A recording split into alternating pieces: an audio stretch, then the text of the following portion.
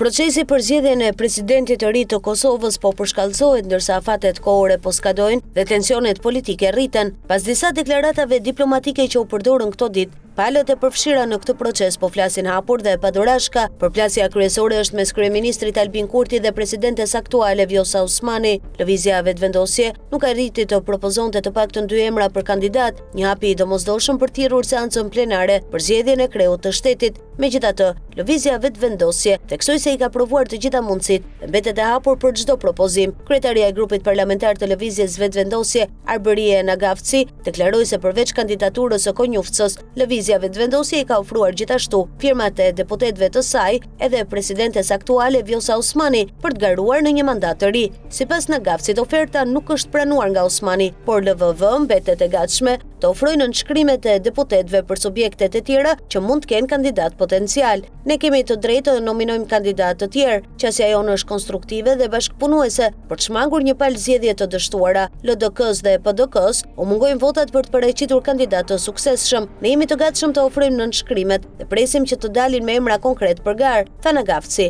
Nga ana tjetër, presidentja Vjosa Osmani mohoi kategorikisht se janë ofruar firmat dhe për kraja e lëvizjes Vetëvendosje. Këshilltarja e saj Arta Hollaj përmes një postimi në Facebook e quajti këtë informacion gënjeshtër. Presidentja Osmani demanton se janë ofruar nënshkrimet dhe përkraja nga lëvizja Vetëvendosje për rizgjedhje si presidente e Kosovës. Kjo është e pavërtet, shkroi Hollaj. Në një konferencë për mediat, Nagafci u pyet mbi këtë demantim, por nuk u dha detaje se kur dhe si janë ofruar nënshkrimet. Ajo theksoi megjithatë se lëvizja Vetëvendosje garanton votat e saj për Vjosa Osmanin. Unë sot i garantoj votat e lëvizjes Vetëvendosje. Nëse flasim për nënshkrimet të deputetëve, nuk duhet të hyj në detaje, por mund të them se LVV-ja do të mbështesë Vjosa Osmani në garë, tha Nagafci. Situata tregon qartë tensionet që ekzistojnë brenda spektrit politik kosovar, ku përplasja mes kryeministrit Kurti dhe presidentes Osmani po vendos nën presion procesin e zgjedhjes së një kreu të ri të shtetit. Afatet kohore që po skadojnë bëjnë situatën edhe më të ndërlikuar, ndërsa palët politike po kërkojnë mënyra